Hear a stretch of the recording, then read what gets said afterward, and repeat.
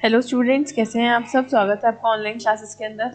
हम पढ़ेंगे आज डिसीजन मेकिंग के बारे में कि डिसीजन मेकिंग क्या होता है और कैसे की जाती है। ठीक है। Decision making is a selection based on some criteria of 2 और मोर पॉसिबल ऑल्टरनेटिव्स। 2 या 2 से ज़्यादा ऑल्टरनेटिव अवेलेबल हो और उनमें से एक चूज़ करना हो तो उसको बोलते हैं decision making. Nature and characteristics क्या है इसके। पहला, गोल ओरिएंटेड होती है ये, जो आपके पास अवेलेबल ऑल्टरनेटिव है उनसे बेस्ट चूज़ करना। एक process required creativity and innovation. आपको पता होना चाहिए कि कौन सी क्वालिटी बेस्ट है, कौन सी किस चीज़ में क्रिएटिविटी है, आप इनोवेशन कर सकते हैं। आपको पता होना चाहिए कि आपके पास नए नए आइडियाज़ होने चाहिए, आपके पास क्रिएटिव नॉलेज होनी चाहिए, तब आप इस काम को अच्छे से कर सकते हैं। Pervasive function. परवेसिव मतलब कि जो हर ईच एंड एवरी एक्टिविटी, हर एक एक्टिविटी में आप लागू कर सकते हैं, उसको बोलते हैं परवेसिव। तो ऐसा ऐसा डिसीजन होना चाहिए जो आपकी कोई सी भी सिचुएशन हो आपका वो फिट बैठ जाए। Decision making is rational process. एक रैशनल प्रोसेस है कि अगर आपके पास 10 चीज़ें अवेलेबल है तो आप किसी भी एक चीज़ में बायस ना हो और आप 10 को अच्छे से रिव्यू करें और फिर देखें आपके लिए बेस्ट कौन सा है। फिर देखते हैं it is a process of evaluation. ये एक ऐसा प्रोसेस है जिसमें इवेल्युएशन होता है हर एक ईच एंड एवरी ऑल्टरनेटिव का। हर ऑल्टरनेटिव को आप इवेल्युएट करके देखते हो कि बेस्ट कौन सा है। फिर है कमिटमेंट। कमिटमेंट शॉर्ट टर्म का भी हो सकता है, लॉन्ग टर्म का भी हो सकता है, डिपेंड करता है कि आपने डिसीजन क्या लिया है। फिर प्रेजेंस ऑफ ऑल्टरनेटिव। आपके पास ऑल्टरनेटिव होने भी तो चाहिए। अगर आपके पास बहुत सारे ऑल्टरनेटिव अवेलेबल हैं तो आप 2 या 3 आप चूज़ करके रख लीजिए कि बेस्ट ये 2 या 3 हैं। अगर आपके पास है ही 2 या 3 तो उसमें से आप एक बेस्ट चूज़ कर लीजिए। Decision making process mental process. आपको कुछ चीज़ को डिसाइड करना है तो किसकी ज़रूरत होगी, मेंटल एबिलिटी की। तो आप अगर कोई भी चीज़ को लॉजिकली सोच कर करेंगे तब ज़्यादा अच्छा डिसीजन होगा। Decision making is a process of selection. Process of selection, obviously आप सोच क्यों रहे हैं, आप सेलेक्ट करेंगे आपके लिए बेस्ट क्या चीज़ है। आप किस चीज़ के लिए सोचते हैं कि आपका बेस्ट पॉसिबल आउटकम निकल कर आए, इसीलिए आप थिंकिंग प्रोसेस को करते हैं। Type of decisions. अब कौन कौन से टाइप के डिसीजन लेते हैं आप। प्रोग्राम्ड हो सकते हैं, नॉन प्रोग्राम हो सकते हैं। प्रोग्राम डिसीजन होते हैं स्ट्रक्चर रूटीन वाले होते हैं जो ईजी होते हैं और जिसमें एकदम प्रॉपर पॉलिसी रूल्स और प्रोसीजर्स फॉलो होते हैं। और नॉन नॉन प्रोग्राम कौन से होते हैं, जो नॉर्मल होते हैं, जो लोअर लेवल पे आपको लेने पड़ते हैं, जो इतना हार्ड एंड फास्ट रूल्स नहीं होते, बट हाँ आप फ्री हो आप कैसा डिसीजन लोगे। तो non programme decision are of non repetitive in nature. Programme होता है कि रिपीटेटिव होता है कि अगर मैंने कुछ चीज़ डिसाइड कर दी पूरे साल ये चलेगी तो ये चलेगी। नॉन रिपीटेटिव मतलब कि नॉन प्रोग्राम, वो इतनी अच्छे से प्रोग्राम नहीं है। Product in the market allocate organisation resources and etcetera. नई ब्रांच खोलनी है आपको, इंट्रोड्यूस करना है नया प्रोडक्ट, तो ये आप बार बार रिपीटेटिव प्रोसेस करोगे कि अगर आप नई ब्रांच खोलो तो हर महीने नई ब्रांच खोलोगे, नहीं। आपके ऐसे नॉन प्रोग्राम मतलब कि प्रोग्राम मतलब शेड्यूल्ड, हर महीने शेड्यूल्ड नहीं है, हर बार आप वो काम नहीं कर रहे हैं, आप वन टाइम कर रहे हैं। Basic and routine decisions. Basic and routine decisions कौन से होते हैं, जो daily basic decisions are taken in an unusual situation।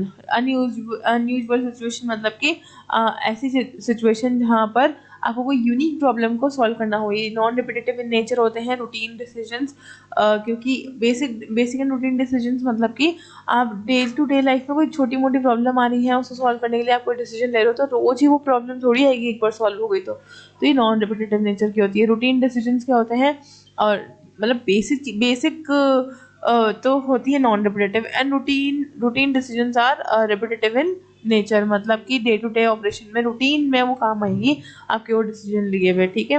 The purpose of taking these decisions is to achieve high efficiency.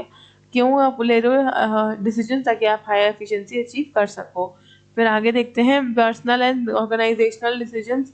Personal and organisational decisions कौन से होते हैं। Personal होते हैं जो इंडिविजुअल पे होते हैं and can not be delegated, किसी और को नहीं दे सकते। For example personal decision are taking. Recruitment आपको देना है तो खुद ही करना पड़ेगा ये काम, आप किसी और पर डेलीगेट नहीं कर सकते। And such decision are organisation in the indirect way. तो ये ऑर्गेनाइजेशनल इनडायरेक्टली बोला जाता है। तो organisational decision are made by the manager in their official and formal capacity. तो जो कंट्रोलर होते हैं, एलोकेटर्स होते हैं, वो इन काम को कंडक्ट करते हैं और उनके ऊपर कुछ ना कुछ अथॉरिटी रिस्पॉन्सिबिलिटी होती है काम करने की। इंडिविजुअल एंड ग्रुप डिसीजंस कौन से होते हैं। Individual decisions are taken in the single individual, एक सिंगल बंदा अगर कोई डिसीजन ले रहा है तो वो इंडिविजुअल डिसीजन है। अगर कोई रूटीन में काम कर रहा है and some policy and rule procedures exist to take the decision.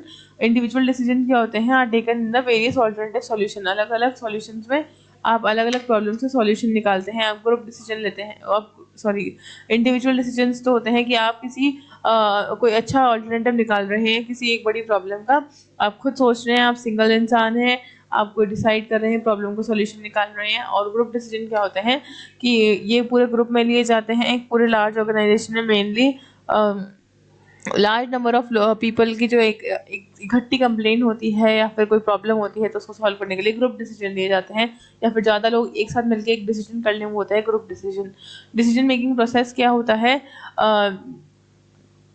एक डिसीजन मेकिंग प्रोसेस में एक आप पर्टिकुलर सीक्वेंस फॉलो करते हो, सिस्टमैटिक वे में आप करते हो। अब स्टेप देखते हैं क्या होता है वो। सबसे पहले होता है रिकॉग्नाइजिंग द प्रॉब्लम। सबसे पहले आप देखते हो प्रॉब्लम है क्या एक्चुअल में, क्या प्रॉब्लम एग्जिस्ट करती है या नहीं, या फालतू का मुद्दा उठ गया।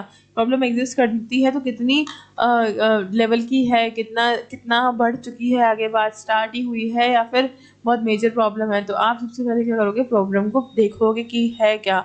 फिर आइडेंटिफिकेशन ऑफ द प्रॉब्लम और opportunity is considered at a starting point. सबसे पहले स्टार्टिंग आप क्या करोगे, आइडेंटिफाई करोगे कि प्रॉब्लम है क्या। आप प्रॉब्लम किस चीज़ की वजह से, ये टेक्नोलॉजी एक्सटर्नल एनवायरनमेंट है, टेक्नोलॉजी है, कॉम्पिटिटर की वजह से प्रॉब्लम आई, गवर्नमेंट पॉलिसी की वजह से प्रॉब्लम आई, कस्टमर रिलेशन के कस्टमर एक्सपेक्टेशन की वजह से कोई आई है, या फिर कोई इमरजेंसी आ गई है, या कुछ भी ऐसी आपकी ओरिजिन क्या है प्रॉब्लम को वो देखेंगे।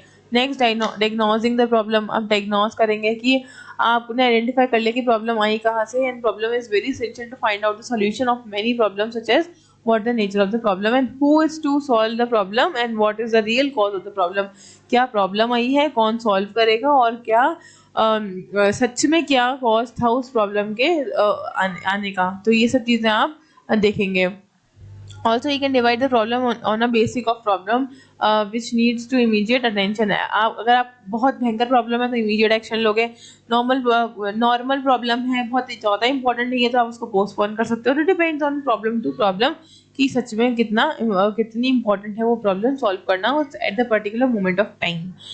डेवलपिंग ऑल्टरनेटिव, आप ऑल्टरनेटिव डेवलप करोगे किस चीज़ के, कि आप करेक्टली देखोगे कि प्रॉब्लम है क्या और उस प्रॉब्लम को सॉल्यूशन निकालने की कोशिश करोगे। सॉल्यूशन कैसे निकालोगे, आप ऑल्टरनेटिव जितने भी अवेलेबल हैं उनको देखेंगे कि ये ऑल्टरनेटिव अवेलेबल है इस प्रॉब्लम के सॉल्यूशन के, और उसमें से बेस्ट ऑल्टरनेटिव जो होगा वो कैसे सेलेक्ट करोगे, अपने पास्ट एक्सपीरियंस से। तो वो देख के आप बेस्ट ऑल्टरनेटिव आप बता देंगे कि इस प्रॉब्लम का ये है।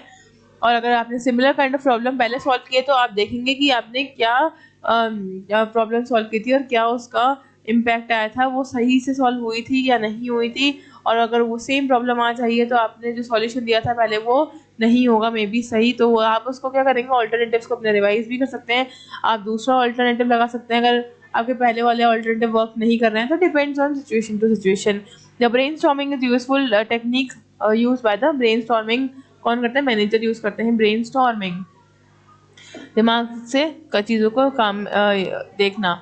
इवैल्यूएशन ऑफ ऑल्टरनेटिव, अब सबसे पहले तो आप सबसे उसके बाद क्या करेंगे, आप इवैल्यूएट करेंगे। आपने जो तरीका सोचा है, जो सॉल्यूशन सोचा है, जो ऑल्टरनेटिव सोचा है, उसका इवैल्यूएशन करेंगे कि क्या उसके एडवांटेज है, उस प्रॉब्लम जो आपने सॉल्यूशन निकाला है उसके क्या फ़ायदे हैं और क्या नुकसान हैं। आप उसको अगर अप्लाई कर देते हो तो आपको क्या मिलेगा उसके बदले में, positive result, negative result. A limiting factor is something that stands a way to accomplishing a desired objective.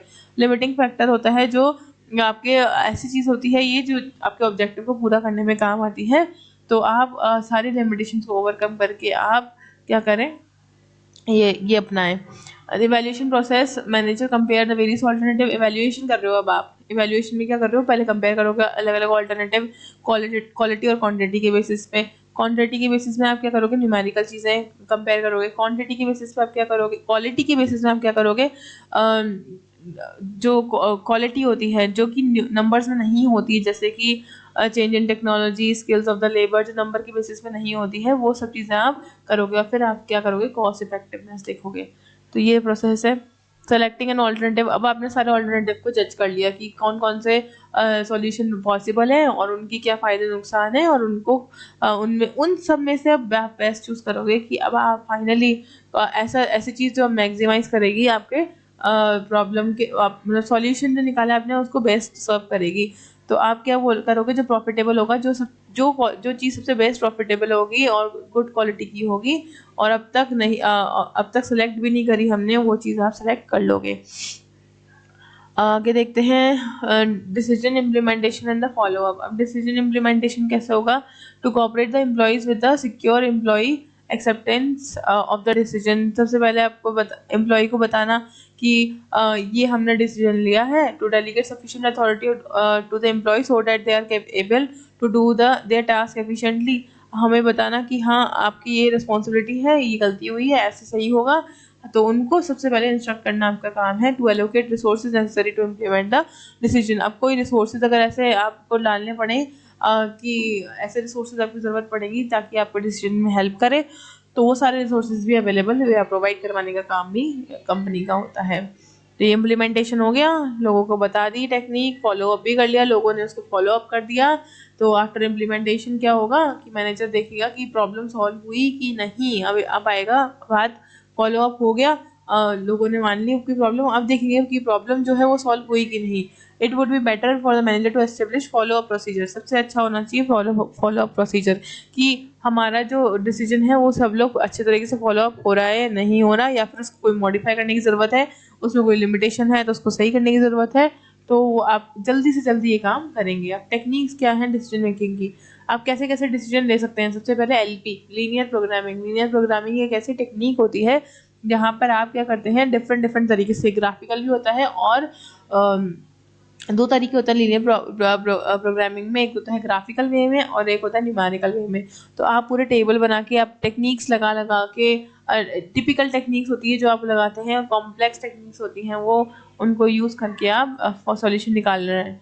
Waiting line है और क्यूइंग थ्योरी। अब क्यूइंग थ्योरी क्या होता है कि आप ऐसी जगह होता है जैसे डॉक्टर वगैरह हैं, तो वहाँ पे वेटिंग लाइन कितनी है उसको कैलकुलेट करना, कितने लोगों को वेट करना पड़ रहा है, डॉक्टर को नुकसान तो नहीं हो रहा या पेशेंट भाग तो नहीं रहे। तो ऐसे रैंडमली आप क्या करेंगे, पूरा 1-2 महीने का एनालिसिस करेंगे, फिर देखेंगे कमी कहाँ है। तो वो होती है क्यूइंग थ्योरी। पूरा क्यूइंग थ्योरी मॉडल है जिसको अप्लाई करना पड़ता है डेटास डाल के। फिर होता है PERT एंड CPM। ये सब टेक्निक्स है, ये इंडिविजुअल चैप्टर पढ़ाए जाते हैं मैनेजमेंट में। Management I mean quantitative technique है, MBA का BBA का पार्ट है क्वांटिटेटिव टेक्निक, जिसमें ये सारे खुद में एक चैप्टर है जिसमें ट्रिक्स अप्लाई करना सिखाते हैं कि PERT CPM को अप्लाई कैसे करना है। सब इनके ऊपर एक एक चैप्टर बने हुए हैं। तो PERT CPM क्या होता है, PERT होता है प्रोग्राम इवैल्यूएशन करना, और क्रिटिकल पाथ मेजरमेंट होता है CPM। इसमें हम देखते हैं कि आप अपने कैसे प्लान करोगे, कैसे कंट्रोल करोगे चीज़ों को, कैसे लार्ज प्रोजेक्ट मैनेज होते हैं, कैसे आप टेक्निक्स को इम्प्रूव करोगे, कोऑर्डिनेशन बैठाओगे चीज़ों में, ये सब चीज़ें PERT CPM में देखते हैं। अब सिमुलेशन टेक्निक में क्या देखा जाता है कि आपके पास 3-4 ऑल्टरनेटिव ऑप्शन है, उनमें से आपके पास बेस्ट आंसर किस में से आ रहा है, तो 3-4 ऑल्टरनेटिव ऑप्शंस को आप एक साथ स्टडी करते हैं और बेस्ट सॉल्यूशन निकालते हैं। गेम थ्योरी में आप क्या करते हैं, गेम थ्योरी में आप बताते हैं कॉन्सेप्चुअल फ्रेमवर्क, कि आपकी प्रॉब्लम क्या है, आपकी प्रॉब्लम कहाँ से आई है, आपके गोल्स को अचीव नहीं होने के कारण कहाँ कहाँ पर है। तो बेसिकली गेम थ्योरी वो सब बताता है। Search and heuristic technique. अब सर्च एंड ह्यूरिस्टिक टेक्निक क्या है, ये कॉम्प्लेक्स प्रॉब्लम को सॉल्व करने में काम करती है। ये क्या करती है, एक बड़ी प्रॉब्लम को ब्रेक डाउन करती है स्मॉल पार्ट्स के अंदर, और हर पार्ट को आप इंडिविजुअली स्टडी करेंगे, ठीक है। फिर देखेंगे search make the prior experience. आप पुराने एक्सपीरियंस से और पुरानी इन्फॉर्मेशन से आप इस चीज़ को आगे सॉल्व करेंगे। सीक्वेंसिंग टेक्निक क्या है, सीक्वेंस मतलब आप एक डेटा को पूरे सीक्वेंस में सॉर्ट करेंगे और फिर उस सीक्वेंस में उस प्रॉब्लम को सॉल्व करेंगे। तो डेटा क्या होता है, एक ऐसी टेक्निक है ये जहाँ पर सब चीज़ों को सीक्वेंस में सेट किया जाता है ताकि टाइम मिनिमम लगे, टोटल टाइम और कॉस्ट भी मिनिमम लगे और आपका सॉल्यूशन जल्दी निकल जाए। तो ये सब टेक्निक्स हैं, ये सातों की अलग अलग इंडिविजुअल चैप्टर बने हुए हैं जिसमें प्रैक्टिकली पूरा कैलकुलेशन करके दिखाया गया है कि ये टेक्निक्स कैसे रियलिटी में अप्लाई की जाती हैं। तो वो अपना not a part of our course. So thank you so much, आपको ये समझ में आ गया होगा।